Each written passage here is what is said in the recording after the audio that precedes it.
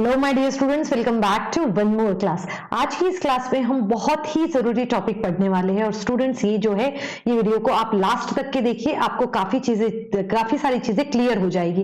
तो आज का हमारा कॉन्सेप्ट क्या है? हमारा कॉन्सेप्ट है कि जब हम सीबीएसई बोर्ड एग्जाम 2024 के लिए जाएंगे तो हमें कौन कौन सी चीजें याद रखनी है, क्या क्या करना है, क्या नहीं करना है। तो आज का ये जो वीडियो है वो है हमारा एक during the exam dos and don'ts. ठीक है, ये आप सभी को पता होना चाहिए। वैसे तो क्लास 12th वाले स्टूडेंट्स ने बोर्ड एग्जाम पहले दे चुके हैं, बट क्लास 10th वालों ने नहीं दिया है।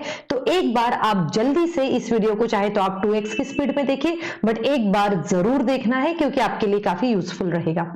चलिए अब हम स्टार्ट करते हैं। जैसे कि अब हमें पता है सबसे पहला पॉइंट क्या रहेगा हमारे पास में, वो ये है कि आप अपने एग्जाम का टाइम टेबल इस तरीके से आप बना सकते हैं। अगर बिल्कुल भी टाइम नहीं है तो आप इसका स्क्रीनशॉट लेके रखिए, प्रिंट आउट निकालिए और आप जहां स्टडी करते हैं वहां पर रख दीजिए। ठीक है, तो आप यहां पर देख सकते हो। तो हमें क्या करना है, सबसे पहले हमारा जो बोर्ड डेट शीट है, एग्जाम का टाइम टेबल है, वो ऐसी जगह पे रखना है जहां पे सब लोग देख सके। राइट, तो ये आप इसका प्रिंट आउट निकलवाइए और रख लीजिए। उसके बाद में हमें क्या करना है कि जैसे कि हमने 10th का लिया है, सिमिलरली मैंने यहाँ पर 12th का भी दिया है। जनरली जो मैंने यहाँ पर टॉपिक्स पिकअप करे हुए हैं, लगभग इन्हीं टॉपिक्स के बारे में हम एग्जाम देने वाले हैं। तो यहाँ पर ये ऑलरेडी पता है, कोई भी नई चीज नहीं। तो अगेन आप 12th वाले बच्चे इन सबका स्क्रीनशॉट लेके रखेंगे और साथ में ही इसको अपने पेस्ट करके रखेंगे।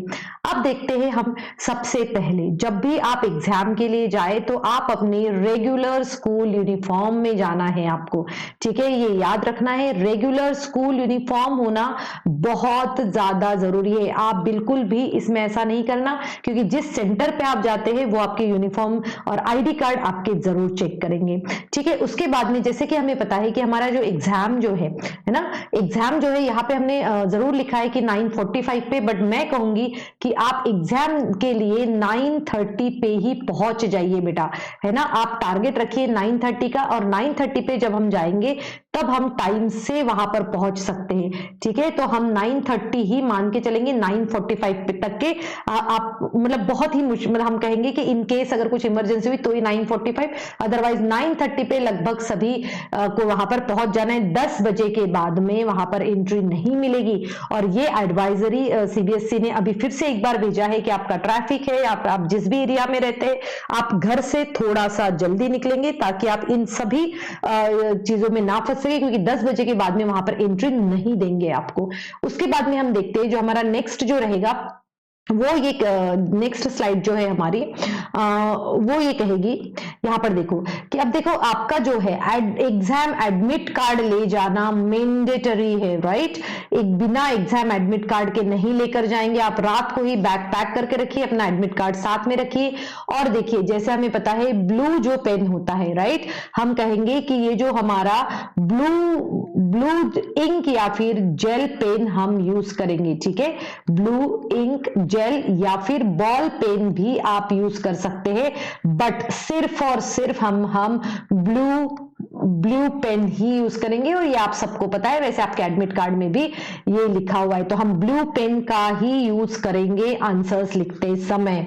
बेटा जो 10th में बच्चे हैं वो याद रखना, बहुत सारे स्कूल में ये प्रैक्टिस किया जाता है कि ब्लैक और ब्लू पेन से लिखने का, बट हम इसको ध्यान रखेंगे और हम सिर्फ और सिर्फ ब्लू पेन से लिखेंगे।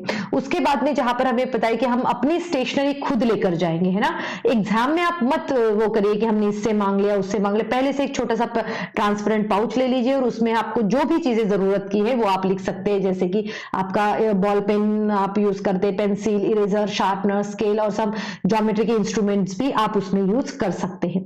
उसके बाद में जैसे कि बोर्ड ने कहा है आपको ट्रांसपेरेंट वाटर बॉटल और ट्रांसपेरेंट राइटिंग पैड अगर जरूरत है तो, अदरवाइज वैसे ट्रांसपेरेंट राइटिंग पैड की जरूरत नहीं पड़ती है, बट आपके ट्रांसपेरेंट वाटर बॉटल जरूर होना चाहिए। वाटर बॉटल ले जाना नहीं भूलना है। फिर हमें तो ये पता ही है जनरली कि हमें हमारी सिर्फ एनालॉग वॉच जो होती है ना, एनालॉग मतलब जिसमें इस तरीके से रहता है, कोई भी smart watches, digital watches exam में अलाउड नहीं होती है, वो आपको पहले से ही बाहर निकलवा के रख लेंगे। तो इसीलिए आप हमेशा से एनालॉग वॉच ही आप ले जाएंगे। एनालॉग मतलब ये जो सिंपल सी होती है, सेल के बेसिस पे चलती है, जिसपे ऐसे इस तरीके से सब कुछ हुआ। Digital watch, mobile, books, calculators, ये सभी चीजें आप कैरी नहीं कर सकते हैं। नेक्स्ट हम देखेंगे कि यहाँ पर हम देखो कोई भी अनफेयर मीन्स नहीं बेटा। Debarred from the appearing any examination, it means आपको वहां पर एक्सक्लूडेड कैटेगरी में आप आ जाएंगे, आप परमानेंटली एक्सक्लूडेड हो जाएंगे कोई भी एग्जाम देने के लिए। तो हम अनफेयर मीन्स किसी भी तरीके का नहीं ले जाएंगे। उसके बाद में जैसे कि हमें पता है कि हमें पंक्चुअल रहना है, हमें मास्क पहनना है और एग्जाम सेंटर में हमें 9:30 तक पहुंच ही जाना है। और उसके बाद में हम पूरे दिन जो है हम क्या करेंगे, हमारे एडमिट कार्ड हम कैरी करेंगे और हमारे साथ में अपनी ओन स्टेशनरी जो मैंने अभी आपको बताया वो सब चीजें ले जाएंगे। उसके बाद में जो ओएमआर शीट पे है उसके ऊपर प्रॉपर तरीके से सब इंस्ट्रक्शंस हम फिल करेंगे, क्योंकि आपको 15 मिनट का टाइम मिलता है, 10:15 to 10:30 आपको इंस्ट्रक्शंस रीड करने के लिए और क्वेश्चंस रीड। और अगर कुछ भी डाउट है आपको तो आप इन्विजिलेटर से आप डिस्कस कर सकते हैं, अगर कुछ भी आपको डाउट होता है तो। जैसे कि हमें पता है कि कोई भी अनवांटेड अनडिजायर्ड मटेरियल्स आप साथ में नहीं ले जाएंगे, जैसे कि वॉलेट हुआ, कैलकुलेटर हुआ, मोबाइल फोन हुआ। अपने स्टेशनरी आइटम्स किसी के साथ भी एक्सचेंज नहीं करेंगे, ना ही क्वेश्चन पेपर, ना वाटर बॉटल, कुछ भी आप नहीं करेंगे। और कोई भी कैलकुलेशंस या फिर मार्किंग आप क्वेश्चन पेपर पे नहीं लिखेंगे। उसके बाद में हम देखते हैं कि आप किसी भी एग्जाम के वक्त पे बिल्कुल भी किसी के साथ बात नहीं करेंगे। आप कहीं पर भी अपना एड्रेस नहीं लिखेंगे, कॉन्टैक्ट नंबर नहीं लिखेंगे, कोई स्ट्रे मार्क्स नहीं छोड़ेंगे, सिंबल्स नहीं लिखेंगे, कुछ भी नहीं करेंगे आप आंसर शीट में। ये सब प्रोहिबिटेड होता है। और स्टूडेंट अगर आप इन सब चीजों को अच्छे से समझ लेते हैं तो आई से दैट कि आपका एग्जाम बहुत अच्छे से जाएगा। और best of luck for your upcoming exam, क्योंकि ऐसा कहा गया है कि अगर आप अपने सपनों में बिलीव करते हैं तो आपको आपके डेस्टिनेशन में जाने से कोई नहीं रोक सकता। All the best my dear students.